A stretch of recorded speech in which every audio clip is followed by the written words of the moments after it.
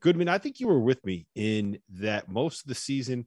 We were both kind of on Johnny Davis is the National Player of the Year. Johnny Davis is the National Player of the Year. Johnny Davis is the National Player of the Year. And both of us at the last minute threw a curveball. You flopped too? I flopped too. I went to Oscar Shebe. So tell me why you switched. Peer pressure. It was all peer pressure. No, it was just watching Oscar and saying to myself that, you know what? Like, it's hard because when you watch a big, I don't want to say it's just not the same as watching a wing like Johnny Davis that's smooth, that you put the ball in his hands and he could just make a play, great mid-range, just silky smooth. Plus, he's a terrific rebounder for somebody his size. And I thought he impacted. I just didn't think Wisconsin was any good besides him. I said it over and over. I didn't think they were even maybe an NIT team. So I felt like, yes, Kentucky didn't have great talent around Oscar, but they had a hell of a lot more than Wisconsin. And they were both kind of similar in terms of where they ended. You know, to me, 2 seeds that I thought before the loss to Nebraska at home, Wisconsin would have had an outside shot at a 1 seed. At least I would have put them there. But anyway, that's not here near there. Oscar was so dominant, the hardest damn playing big man that I have seen, probably maybe ever covering this. I would have said it was Domas Sabonis before this, but I think Oscar plays harder and, man, averaging 15 boards a game every day. I mean, these teammates don't even try to get a board. They honestly just stand around and watch him go get every rebound. Yeah, Prohm, you went for Shebe too, right? Yeah, I went Oscar. I mean, just a dominant performance. I was just that's high praise to say the hardest player, you know. Yeah.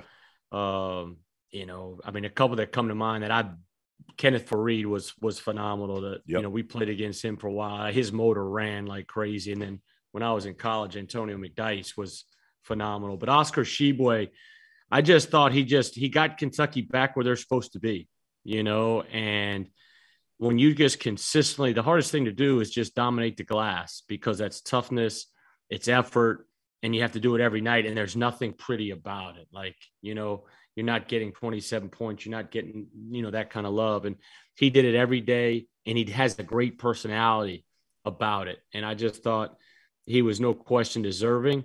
You know, the only thing you could say is, you know, Kentucky didn't win the SEC. If you had one little, you know, they finished a game behind, but he was my guy. And I really, for the last couple of weeks. Yeah, I don't think that there was a clear answer. I think that you could have probably picked 3 or 4 different members of our first team. We'll get to that in a second, and felt justified in that decision. I don't think like it came down to when you break it all down, we had 7 voters pick Oscar and 4 pick Johnny Davis. And when you actually added up all the numbers, it was 28 points to 26 points, the way that it kind of broke down. If you and I didn't flip, then Johnny Davis would have won. It would have been Johnny Davis. Yeah, Johnny Davis would have won. If one of us didn't flip, then it would have been a tie. But I will say this. It would have been a tie. There were 11 voters, Rob.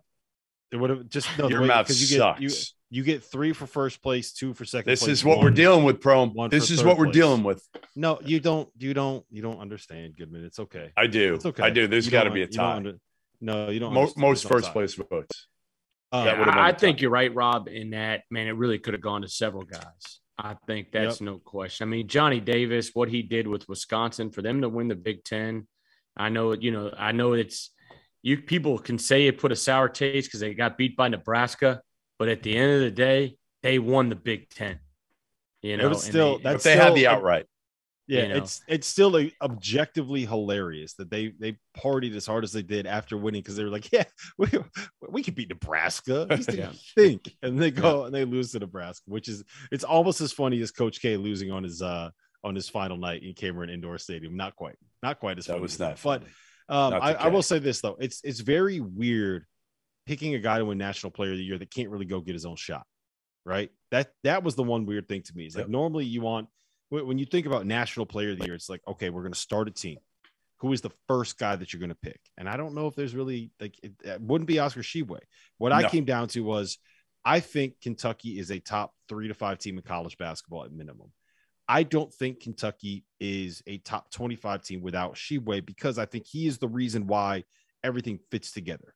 right? And why everything works the way that it does. They can run a transition because they don't have to worry about sending 5 guys to the defensive glass because they got that monster inside. They don't get beat in transition because they really only need to send 1 guy to the offensive glass to dominate the offensive glass. He is the anchor that allows them to kind of run offense around him.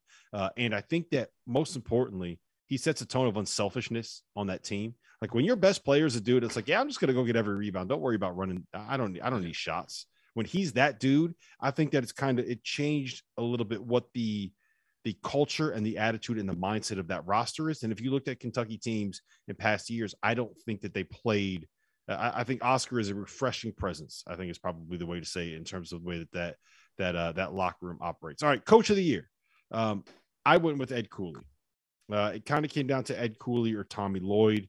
Prohm, I don't think you had Cooley. I think he was one of your 3. No, Who did you have? I had Cooley. I had Ed Cooley one. I had him one. I had guard, and then I had Matt. I had McMahon. I mean, you were 30-2. I think you deserve some. You deserve a vote. You know, if you're picking 3, he deserves to be one of the 3. But again, there's several. Tommy Lloyd, I thought about him hard. Yep. Scott Drew, thought about him hard. Obviously, Bruce Pearl. You know, I mean, I think all the same guys. You know, you could have taken those 6 guys and thrown them up and not argued with any of them. And even Brad Underwood.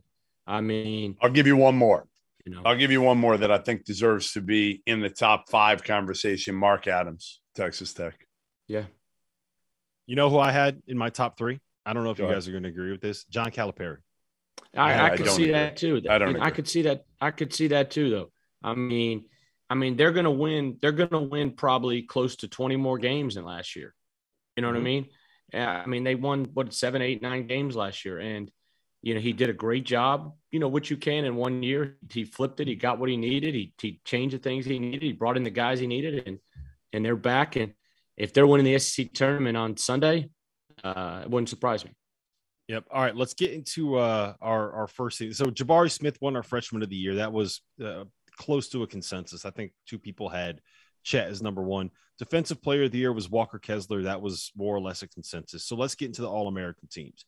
And it was pretty obvious that the 5 members of our first team All-America were Oscar Tshiebwe, Johnny Davis, Keegan Murray, Kofi Coburn, and Oshai Agbaji. There were some other votes that were sprinkled in there. Some people had Colin Gillespie, some people had Jaden Ivey, et cetera. But it was overwhelming that it was those 5. I want to ask you guys this.